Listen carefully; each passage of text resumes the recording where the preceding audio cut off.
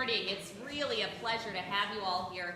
Good morning. I'm pleased to welcome you to Fertility Gods, a panel discussion on reproduction and religion. My student thought of that title, and I love it. My name is Elaine Howard-Eklund. I'm a professor in the Department of Sociology as well as the founding director of the Religion and Public Life program. I want to start just by thanking the fellows, the staff, and the students of the Religion and Public Life program. It takes a lot of work to put something like this together, and I think they've really done a nice job, and it's wonderful to see so many of you in these seats. Especially thank you to Haley Hemstreet, who really takes care of the details and programming for an event like this. We're very thankful for her work. She's the program manager of the Religion and Public Life program. Let me tell you a little bit about our program. It was launched in 2010 as an initiative of the Social Sciences Research Institute at Rice University.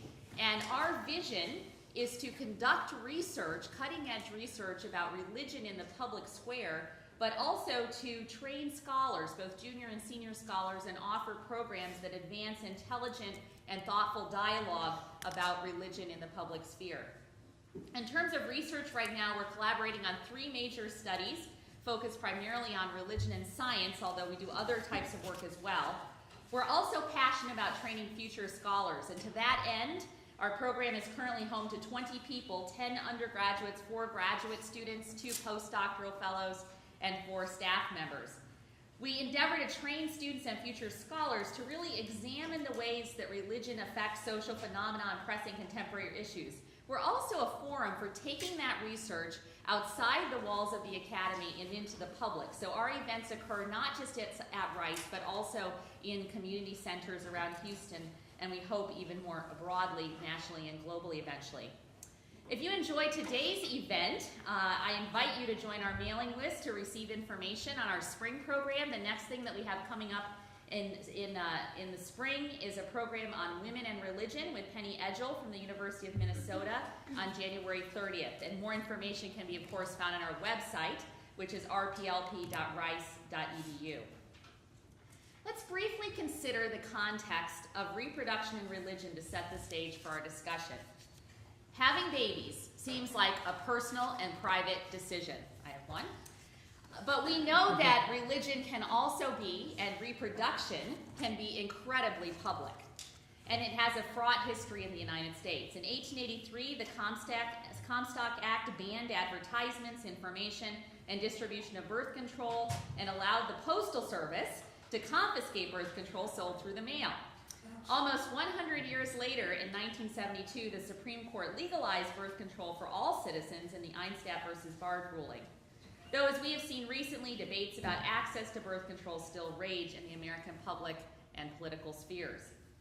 In vitro fertilization, or IVF, emerged in the American consciousness during the same decade following the birth of the first, quote, test tube baby in 1978. The number of women and couples using IVF has grown rapidly since the introduction of the technology, but its status in many religious communities remains ambiguous and fairly fraught because it can lead to the destruction of unused embryos.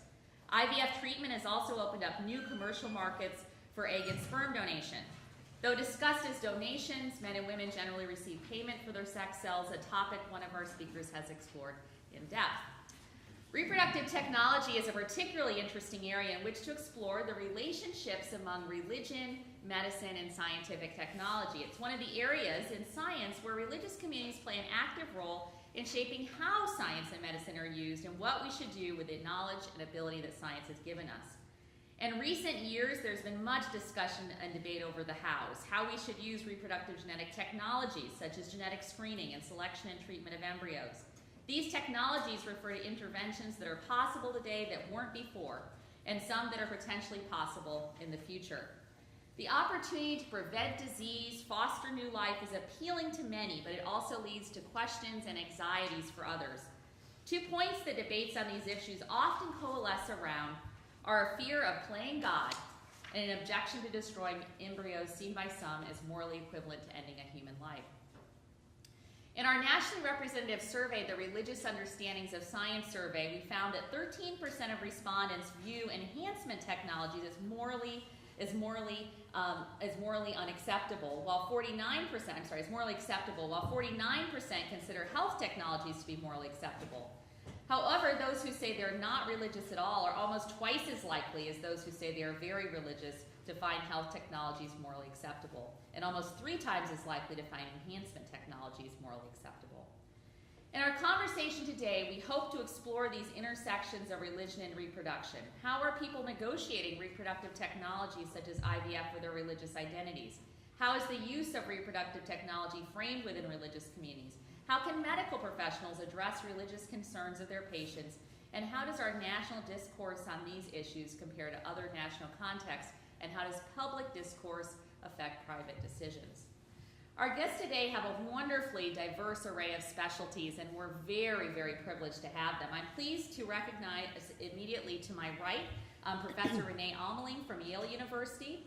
Professor Arlene McDonald is all the way to the end from the University of Texas Medical Branch, and endocrinologist Dr. Eric Nasher of the Fertility Specialist of Houston. Renee Almeling is an assistant professor of sociology at Yale University. Before receiving her PhD in sociology from UCLA, she attended Rice University as an undergraduate, and know that what may seem like a lengthy bio could be much, much longer for each of these guests. So, receiving a BA in Women and Gender Studies and Religious Studies. She's interested in issues of gender and medicine, and that interest has led her to her most recent work. Her first book, Sex Sells, C-E-L-L-S, The Medical Market for Eggs and Sperm, received awards from the American Sociological Association and the American Anthropological Association. In 2013, she received the Arthur Greer Memorial Prize for Outstanding Scholarly Research, one of Yale's highest honors, and currently she's conducting another survey of women's experiences with IVF and another on attitudes towards genetic risk. But I like her most recent project. She's writing a book tentatively called Gynecology, Men, Medical Knowledge, and Reproduction. So of course you know that the gynecology is spelled G-U-Y. I like it. I think you like it. Yeah, thank you. Arlene McDonald is an assistant professor at the University of Texas Medical Branch. Her research focuses on the spiritual lives of patients, religious responses to medical technologies, the use of moral discourse in health promotion, and the accommodation of religious diversity in healthcare. She received her PhD in religious studies from the University of Toronto, where she utilized anthropological methods to conduct an ethnographic study of organ transplant recipients.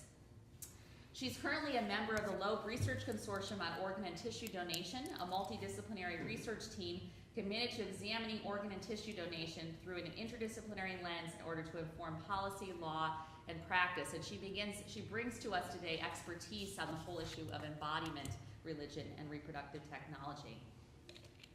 Dr. Eric Nasher is a practicing reproductive endocrinologist at the Fertility Specialist of Houston.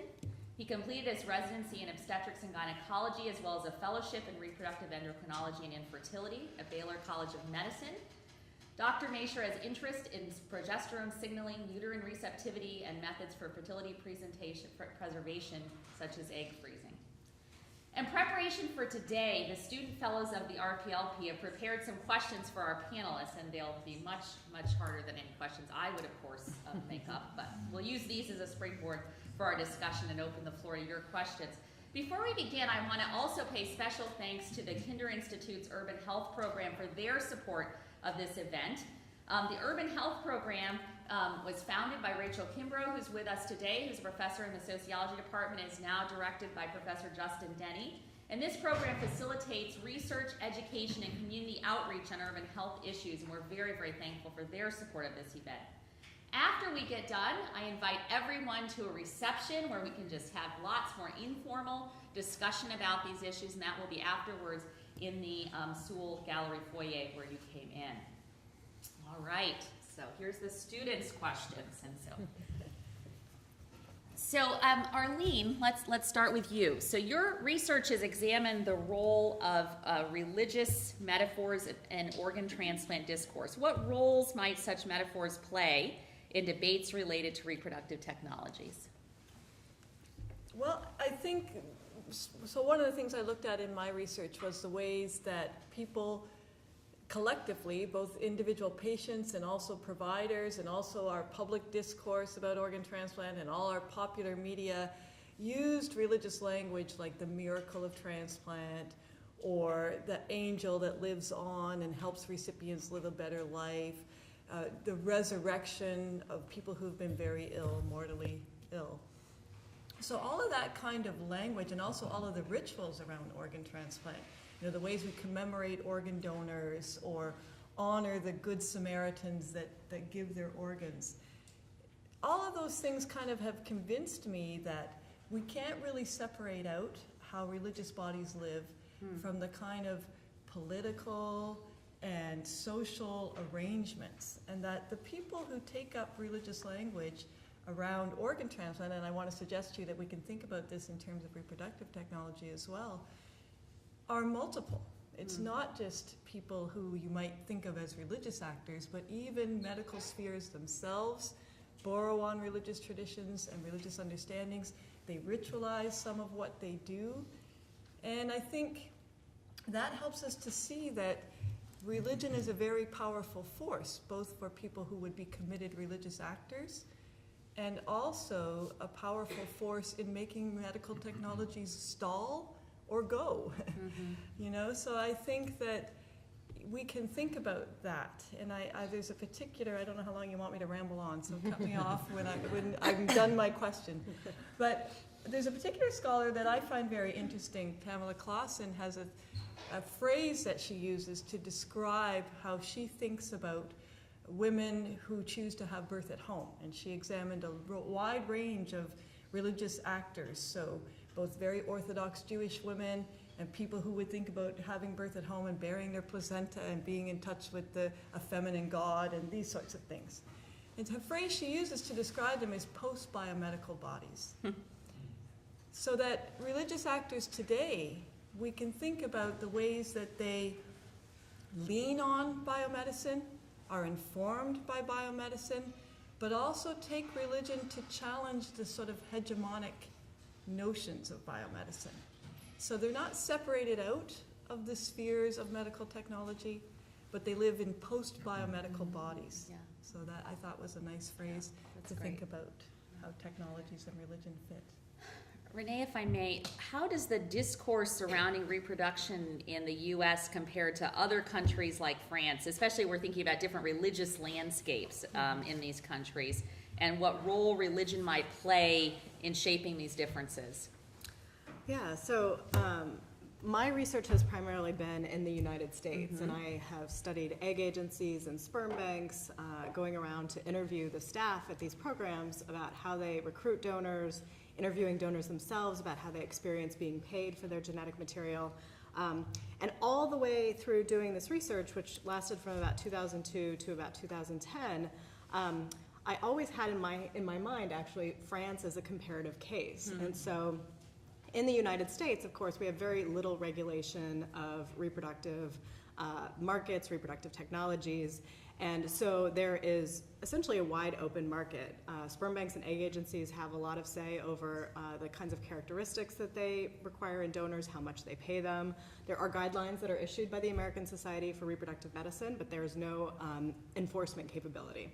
So in the United States, we have a very laissez-faire, individualist-oriented market in which there is very little discussion in the public sphere about religious themes. Although when you actually talk to donors, those do come out in some ways, which I'd be happy to sort of think about how the themes emerge. But in the back of my head also, this idea of France as a comparative case, I don't speak French, and so I could not go and read the French literature on sperm donation, which I more recently found out there's very little of. But France is so interesting because in the 1970s, when they were starting up sperm banks, there was a reproductive medicine specialist who organized sperm donation as a gift from one couple to another. So men had to be married, they had to be fathers, and their wives had to consent, and they received no payment. And so when I would go and give talks about sperm donation in the United States, comparing it to egg donation, and people would say, well, isn't this, biologically men donate sperm by masturbating for money? This is just, it's sort of given either by biology or technology that we would think of sperm donation as sort of this dirty, funny, job-like thing. And I would say, well, in France, they have organized it in quite a different way. The exact same medical procedure, men donating sperm so other people can have families, is not commodified and is organized in such a way that it's a gift. which is much more how we think about egg donation in the United States, a gift from one woman to another. So in the last year or two, I've had the opportunity to go to France and to start collaborating with a number of French researchers. We actually have a proposal in to, so also France has nationalized their sperm bank system, again, very different from the United States. So we have a proposal in to study sperm donors' experiences in France, where the regime for how they donate is so different. And the thing that I think speaks to sort of the different religious contexts, so France has a number of, it's a very high proportion of the population are Roman Catholic. And so at the same time they have a lot more regulation, they've figured out a different way to organize it, they also ban single women and lesbian couples from accessing sperm donation. So in this country that we think of as sort of pretty sexually permissive, right? We think of France as, this place where people have a fair, I'm gonna be really, terrible about France. Anyway, in my own head. We're not there. Right. In my own head, France is a very sexually permissive place.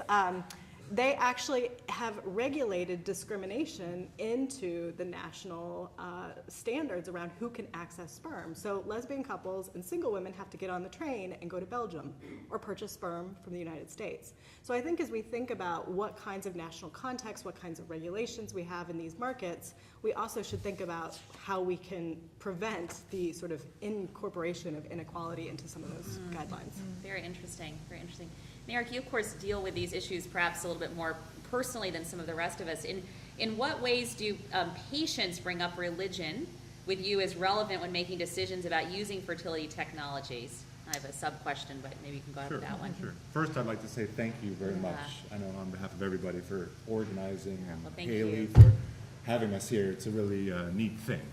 And so I really appreciate the chance to get to come talk to you. I think religions tend to, they like to talk about marriage and sex and reproduction a lot. And then they also not only talk about it, I think they kind of like to legislate. So there are a lot of rules in our big organized religions about, what's allowed and what's not allowed and what's frowned upon and what's acceptable. And I think and that stuff is fairly, it's public domain, at least, for the people of a particular religion. So I think people have a decent understanding about what the rules are as far as their religious tradition is, about what they're allowed to do and what they're not allowed to do. And the rules get very specific. And so I think, and at the same time, so they come with this kind of background about understanding that I'm allowed to talk to you, to me, about certain things, and as soon as I bring up a certain thing, the rule is that I need to put my foot down, or we're not allowed to talk about it, and this is off top. This is not an acceptable option for me, and so they come with a lot of kind of preconceived notions about how they need to navigate this thing, and at the same time come with a very poor understanding about reproduction in general, and so I think they find themselves, first of all, not understanding their own bodies and understanding how reproduction works, and then having to think about it in the framework of something that kind of exists very clearly for them. And I think that becomes very difficult, how to navigate the rules, and then all of a sudden you try to teach them something about how you understand their biology to be working or not working, and then how to kind of rectify those two things together. And so I think the kind of hard and fast rules tend to be a big place where we start, and then oftentimes we have to kind of we do some discussion and then take it back for further discussion to kind of to start this conversation among all the people who need to be involved in this kind of conversation, because this is a complex thing. I mean, sex and reproduction, this is the kind of some of the most personal things that we are, as humans, kind of some of the most fundamental and important things about being a human. And so is religion for many people. And so when these things clash, it becomes very difficult. And I think people struggle a lot. And so, they want, the desire, the drive to be a parent is a strong drive. And when there are potentially very simple fixes, to overcome a pretty simple thing that doesn't work properly. Yet it flies in the face of a religious tradition which they feel very close to. That's a very difficult position for a patient to be in, and we see that all the time.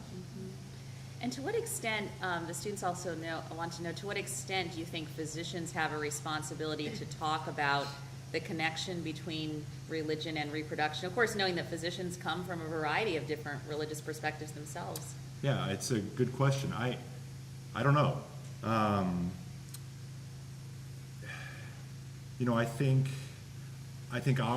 I think my duty, or what I'm trained best to do, is to educate the patient about how their body works, and how reproduction works. And then to help facilitate a communication with the people who they have always turned to kind of guide their religious teaching and experience. I mean, it's not my job to pass judgment or to be critical of, or to naysay or to downplay the importance of religion in somebody's life. It's more of a way to maybe flesh out their understanding about what they're going through themselves, so that they can put that in the context for their religion. But I think it's difficult for me to comment anymore on their religion, more so to do what I do and what I know best, my expertise. To help the patient with these complex issues as they deal, as they try to unify and rectify, put all these pieces together for them to make a decision about how they're going to go forward. Yeah, thank you to the three of you. Those very thoughtful responses to these questions. Now here's an easy one. What is the religious controversy surrounding in vitro fertilization, and how can it be addressed effectively in 3 seconds or less? Just kidding. Yeah. Anyone can pick it up. Well, so I'll just speak about I think actually as I was preparing for this panel, I went to go look up some of the more recent sociological and anthropological research on reproduction and religion. And a lot of what we know about the intersections of religion and reproduction come from anthropological research in other countries. So Marcia Inhorn has done a number of studies on the uptake of IVF in the Middle East, in Muslim countries, and looking at the differences between Sunni and Shia perspectives on IVF. There's a really fabulous study of surrogate motherhood in Israel, two of them actually, one by Susan Kahn and a more recent one by Ellie Tiemann. Looking at the Jewish state's interest in pronatalism, and so they provide funding for IVF and surrogacy and reproductive technologies in order to grow the population. Elizabeth Roberts has a very nice study of IVF in Ecuador, another sort of more Catholic country.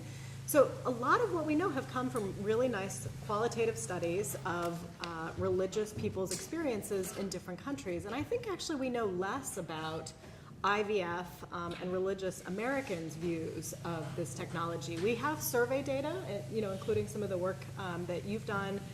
There's some survey data, but I have seen fewer studies of religious Americans in IVF. So I just thought that was sort of an interesting, an interesting approach that speaks to some of the disciplinary differences. Sociologists tend to study the U.S., anthropologists tend to go elsewhere, and even though a lot of people in both disciplines are interested in religion, the sort of way that the scholarship has evolved has been this sort of bifurcated approach. Oh, very interesting, very interesting. If I can jump in on that too, I think you're absolutely right. I think the ways that medical technology and religious actors in the U.S. have not been anthropologically studied. I found that to be true in organ transplant as well, that most anthropologists who speak about the religious sides of organ transplant do so in Egypt, in India, in Turkey, and not necessarily in the U.S. Because I think, the backdrop of the anthropological view is that the West has been secularized, and that this is a secular country, and that people who tend to hold to religious views about their bodies and see themselves as embodied as religious persons are somehow on the fringe or somehow a minority, when in fact America is such a religious country to begin with. It strikes me as odd that anthropologists don't want to pick that up in medical spheres. I also wanted to pick up on one of your points, Eric, when you talked about, you know, one of the things you try and do for people who come to your clinic is help them understand how their body works. And I think what's interesting is that there are, and it's almost metaphorical, how our body works can be understood through so many different lenses. And I think there's sort of a medical view, maybe a mechanical metaphor, if you will, about the way different pieces and chemistries go together. And then there's also a view that, you know, my body works the way God designed it to work. You know, that's a very powerful way of understanding how our bodies work. So I sometimes think it's not just the rules of religious traditions that clash or interface with medical technology. It's actually different frames of how we think about our bodies working, you know. I think that's completely true. I think a lot of people just struggle when, you know, when they want to feel that their body works the way it does, because that's the way God's told, you know, set it up to be. Yet that flies in the face of what some other part of their being tells them they want so much. And so that's a very tough thing for a patient to go through. And you know, and that's where I say that I don't have the expertise to talk to a patient about how they feel about their body in a religious sense. But I do have the expertise to talk to them about how I understand their body to work in a scientific sense. And oftentimes it's very difficult to have a foot in both of these camps and do it well, I think. And so we often defer to experts in various fields to work together in a kind of multidisciplinary way, right? To help address all of these complicated pieces that make us, you know, human. And so I think just things like this discourse, speaking both, you know, through the patient or the person, but also amongst kind of experts or people who practice these things as a field, I think this is the way that we move forward. So. Let me ask this question. In what spaces, so you might think of things like hospitals, churches, universities, do we see conversation about the relationship between religion and reproduction unfolding? And how might we foster in your different areas of expertise greater communication between members of each space? I think that's what you were just picking up on a little bit. It's a tough question. Nobody wants to answer. Well, I have two kinds of thoughts on both halves of that question. I think I've been very curious about the ways that religion comes into hospital spaces or into medical spaces. And I was at a conference recently where a woman gave a very, very interesting talk about the rituals that are happening around stillbirths in hospital spaces. And these are very elaborate. In fact, it's been a very much a turn away from what the 60s and 70s would have been, a sense that, you know, we whisk the deceased baby or away, and we quickly, you know, it's not psychologically healthy for the mother to have to sit with that baby. What is taking place today is a complete reversal of that, where largely nurses are instigating all kinds of rituals, from bathing the deceased baby to powdering it to taking photographs, so that parents can feel a little bit of what it meant to be a parent even though the baby died. Now, religion has really not ritualized the loss of a baby in miscarriage or in stillbirth. And it's interesting to watch how medicine is moving into those ritual spaces and taking up ritual means. So I think, you know, we do see reproduction, and maybe it's, you know, informed by religious understandings, but also creating new spaces for ritual understandings. And they're very interesting, the way some of those dovetail, the way that those rituals make a human person, if you will, out of this deceased matter. I don't know if you call it a fetus or a baby, or, you know, but clearly the rituals around it are calling it and making it a human being. So I do think we see hospitals taking up, and I see more and more, you know, part of the training I do in my capacity is the spiritual care course for physicians as they go through medical school. That's becoming more and more popular. In most medical schools now would address that. So I think we do see religion coming into hospital spaces in various kinds of ways, both in the training of doctors and in the rituals that are taking place, sometimes sanctioned and in partnership with official and organizational religion, and sometimes quite ad hoc and just borrowing and creating and playing with religious ideas in ritual spaces.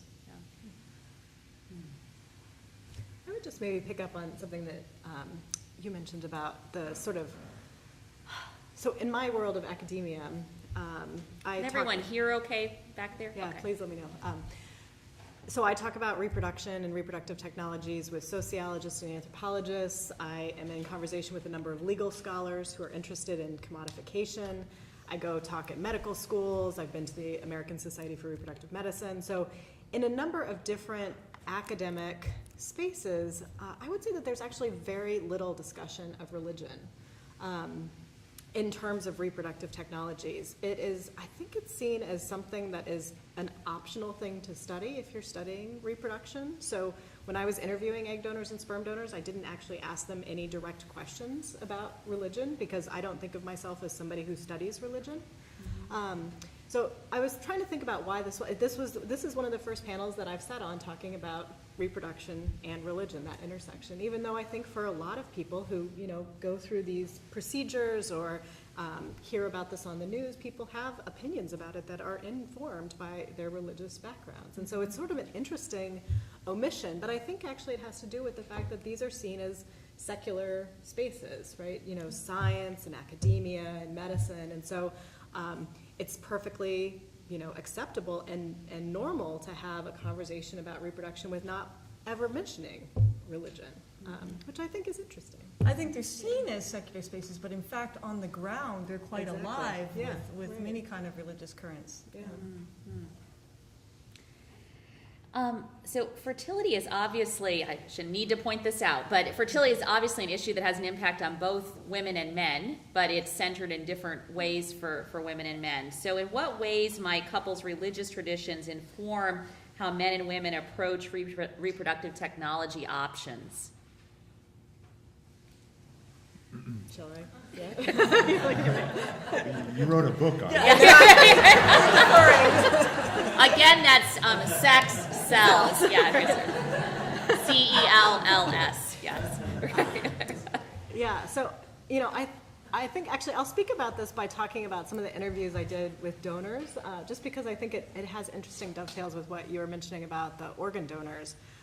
So as I just mentioned, I didn't actually ask donors, sperm donors or egg donors, about their religious background, how they thought about what they were doing in religious terms. But among the donors I interviewed, most of them were really there in order to make money. These were, kids in their early 20s. They needed some extra cash. Egg donors and sperm donors alike were motivated by financial reasons. And so among that group, I heard about religion most often in terms of sperm donors being concerned that what they were doing was sinful, right? Mm-hmm. That they were going to go and they were doing something wrong and that somebody somewhere was watching them do this. So they had a sort of concern about what they were doing to donate sperm in view of their religion. I didn't hear that from the egg donors. Egg donors did not raise concerns about what they were doing as being morally suspicious or religiously suspicious. So those were the donors who were motivated by money. There were also a number of donors, and this was a smaller proportion, about 20% of the donors I interviewed, who really walked in the door because they wanted to help somebody have a family. And those donors, sperm donors and egg donors alike, tended to be a little bit older. They tended to be married, and all of them knew somebody who had gone through infertility. So for example, one of the men I interviewed was 40 years old. He had been a regular blood donor, got married later in life, and his wife had a lot of trouble getting pregnant. They had a miscarriage, they finally had a daughter, and he switched over from being a regular blood donor to a regular sperm donor. So this was his way of helping people have the joy that he had felt. And so through his interview, he used the word blessed a number of times. He had been blessed. He wanted to give other people this blessing. And that language of being blessed and wanting to give blessings, I heard from a number of these altruistic egg donors and sperm donors. So I think that these are the places where religious talk and religious themes can come in, and I think for those of us who are paying attention to them, we'll see them. And I think it's a wide open question. You know, I think we could sort of speculate on the really blatant ways that particular religious ideas of men's and women's roles might affect who seeks medical treatment or what people are willing to do in order to have a genetically related child. But I think there's a lot more subtle processes going on around how people think about their religion and their spirituality and what kinds of medical procedures they seek and what they're willing to put their bodies through in order to become mothers and fathers.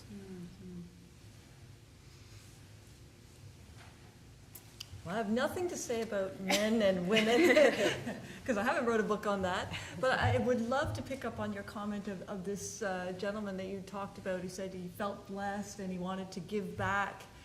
I mean, this was a very common kind of refrain in people I talked to who had received organs, that they were now very active in being organ advocates because they wanted to give back. And they felt so blessed that they wanted to bless others with this.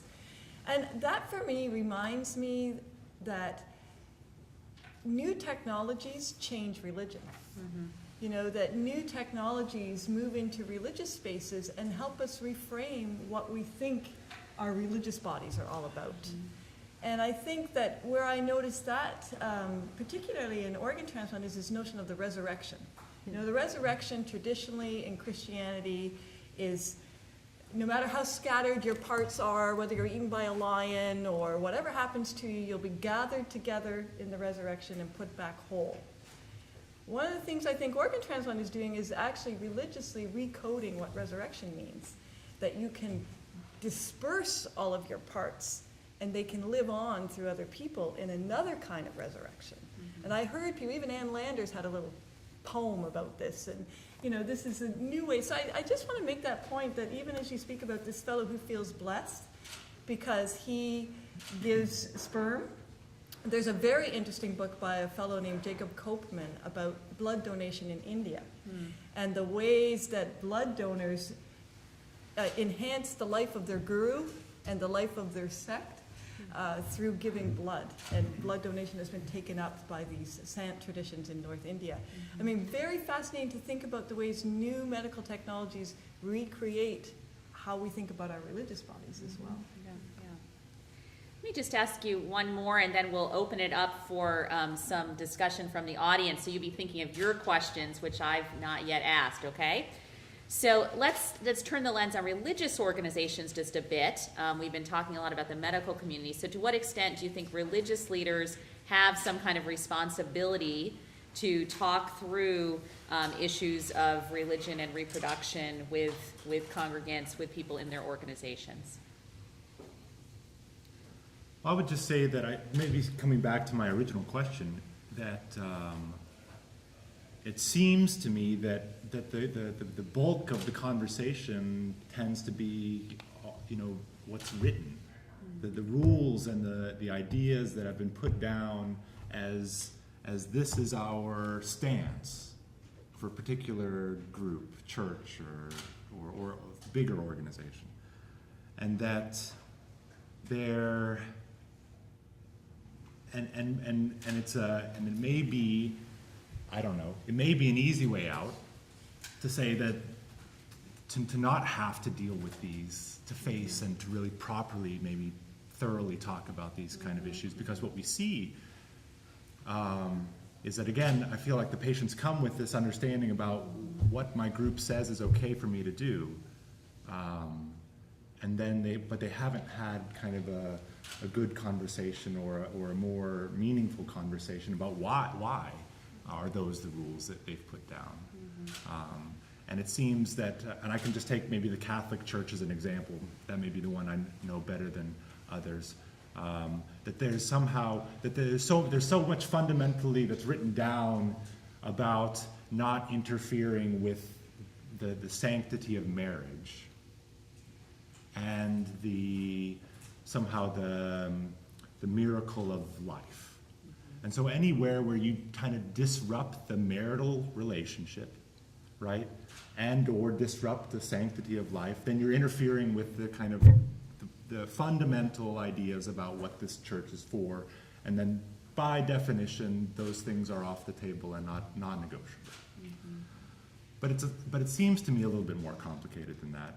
And and I think that's why the Catholic Church runs into trouble in lots of places. If it's same-sex relationships, or and fertility is absolutely one of those things. And for instance, this idea about, well, every embryo, and we haven't talked about this, and probably I imagine our discussion may go this direction, because I think a fundamental problem that, regardless of your religious traditions, or where you base your ethics, we understand something about this kind of amazing thing about the origins of our life, right? This embryo. And I'll be very scientific about it, right? Because that's the way I understand it best. But how much value do we place in 200 cells, that absolutely requires a mother to sustain life? It does not exist on its own. It can't exist without the woman. And so, how do we negotiate this, the value or the miracle or whatever the word you want to use about this early human life? And then at the same time, and one of the ideas about for instance, the Catholic Church I said I'd talk about is that this is somehow, you are not allowed to mess with this, right? You're not allowed to destroy this. Yet in our month, in our life, every month, or not every month, but if you're sexually active, you're making an embryo every month probably. And it doesn't implant, and it doesn't become a pregnancy, but you made an embryo and it was lost. That happens much more often than you actually make a pregnancy that's able to, that it continues. And so when somebody realizes then that, well, these kind of things are happening in me all the time, I don't know, that somehow and maybe it's the fact that this is supposed to be, there's some kind of idea about this happening inside my body, and my body is part of God, or part of, is set up the way it's supposed to be, and it works the way it's supposed to be, but that losing embryos every month, is part of that divine plan, but somehow it's very different than taking out of your body and putting it in a dish, and losing an embryo in a dish. And so somehow maybe it is that extracorporeal, whatever, that taking it out of the body, that is the big difference. But sometimes once you start to talk to a patient about what's happening kind of in their body, it begs questions for them of their then religion and the laws that are set down as to why are those such strong rules for us. But I think for sure, and I don't know this for a fact at all, but I think sometimes the problem is when you have these big rules that people don't always agree with the rules. So then you're a religious leader and you have your own ideas about what it means to be human, and and also religious and under this, and yet some of what you believe conflicts with this kind of rote law. And I think sometimes you kind of end up getting the feeling that when they go back and approach their religious leader, that they have a conversation that doesn't look a lot like the rules that the religion set up, and instead they come back with a much more kind of flexible idea about what's okay and what's not okay. And that if this is something that is important for them, and that they've thought it through, then potentially it's maybe more okay than they thought originally would be okay by what's clear to read or understandable from kind of the rules that are all written down. I don't know. That's very helpful, very helpful. Let's leave some time for you all to ask questions. What questions do you have? Yeah, in the middle there. This is kind of going off of what you just said, but I was just wondering from any three of you, if there are any other common misconceptions that people or patients hold about reproductive technologies besides what you just mentioned? Yeah, common misconceptions that people hold about religion and reproductive technologies?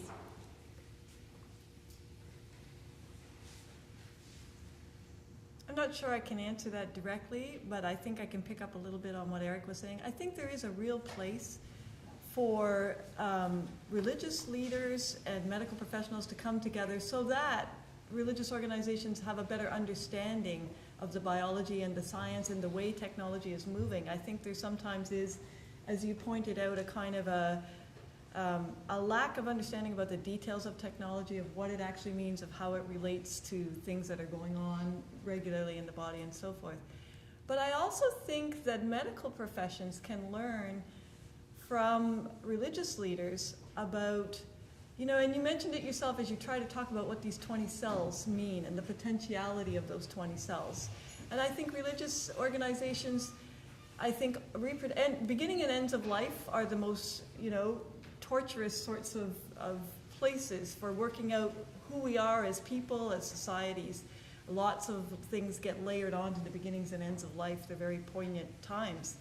And I think where religious traditions can help further that conversation is talking about, some of the more meaning-oriented kinds of trying to find language to describe those 20 cells and their potentiality. So I think the conversation has to be a two-way street, both religious leaders becoming aware of technology and its abilities and its capabilities, and the ways that when you talk about how important it is for women who want to give birth, that desire for having children is often fostered by religious traditions. It's often embedded into our cultures through our religious traditions. When the title of this talk is Fertility Gods, I think how much of our desire to have children has been implemented by in our culture, largely Christian notions of, the importance of families and of giving birth. I haven't thought about this very much, so forgive me. I'll just kind of think on the fly a little bit. But it seems to me, I think of this almost more, my religious background isn't strong. And so I don't think about this necessarily all the time in a religious framework. But gender is very much more real for me. I see the way that gender influences roles and especially roles in reproduction, because it's very obvious that gender roles in reproduction are extremely different. The man's involvement in reproduction is very small, and potentially brief. And then I wonder sometimes about how much male influence there is in the religious body, and potentially that influencing some of the decisions or the ways that the laws are written down about the way that religion should handle reproduction. And we see this, that there will be, for instance, let's take Islam or some Muslim backgrounds where, and a lot of this may be religion, and it's also always complicated, right, when religion runs into society, and there'll be a lot of different ways that you can slice this up. But a man will, the ultimate thing is that he will not allow for sperm to be donated for this pregnancy to happen. And he's going to make the decision about this. And that it doesn't matter if she has to borrow eggs or borrow a uterus or borrow whatever to make this pregnancy happen, as long as we don't have to involve another man in this process. And so that's and I want to say that maybe some of this, the difficulty that we have in dealing with this, rectifying some religious teachings and reproduction, stems from a very male-centric view on both pieces. It's obviously a completely different story talking to a woman about what it means to care, to both form and carry a pregnancy and be a mother, than a man's involvement. I'll be silly about this, but a guy came up to me yesterday and said, "Oh, I did my 10%. Well, I was like, that's pretty generous.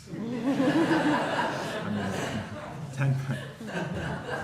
So, and I think, and that's really it, that the woman bears so much more of the responsibility, right? And the same thing, and this is not a discussion on abortion, but similarly speaking. I mean, these are decisions about a woman and her body, right? And that we tend to run into problems when we run into rules that are placed down. And again, this is not a discussion on gender either, but obviously these things are intertwined. And so I think that, I don't know, but I think that clearly the roles are very different. And I think they're uneven. And I think that we probably would benefit from a little bit more thinking about this in terms of the real driver of this process, which is the woman. Yeah, let's go, yeah. That's your question. This, in fair disclosure, I'm an administrator over at the Center for Reproductive Medicine. So thoughtful doctors and scientists like Dr. Lindsay are members of our center over at Baylor. And I think my first comment is that there's probably not a month that goes by that I don't answer the telephone as the administrator and gently field questions from men and women about whether any of our physicians handle family balance. And so that's the term of art about selecting the sex of your child. And so when we had a very basic question of, about what do we need to know? What are these things? What makes reproductive medicine so fascinating is that, there are constantly shifting issues. Children born of in vitro egg implantation now are undergrad age, right? And so, their ability to conceive kids in future generations, the stability of, sperm and the viability of different types of sperm. These are all questions that are so very important, as science keeps marching on. And I think that there is this real thirst in the public sphere to actually understand what the guidelines are. What thoughtful physicians, even though it's not enforceable in the marketplace, think about, conceiving at different ages, conceiving in different ways. Do you have a question? Just to. So my question is it kind of a cop-out to say that it's not a role for physicians or thoughtful people to actually adjudicate or to talk about what might be best? Isn't that the role of religion, actually, to kind of help frameworks and help in moral questions about our society as a whole, as well as the particular individual? I address that. I think actually your comment speaks to an important distinction that we haven't made, which is the distinction between official religious guidelines that are written down and then how religious people live their everyday lives. So the proportion of Catholics who use contraception or the proportion of Catholics who get abortions is not zero. And so I think that it's really important for us to think about how people listen to religious advice, how people think about religious guidelines, but then how they go about making their everyday life, living their everyday lives. So there's nothing deterministic about a person's religion that we could then predict their behavior with 100% accuracy. And I just think that, it's something that's been floating through the discussion. I just want to sort of draw those out as two different aspects of this process, of the intersection of religion and reproduction. This is terrible. This is such a rich discussion, but we're going to have angry Rice undergraduates storm this room in about 1 minute. We're hungry to learn. But thank you so much. This has been a really wonderful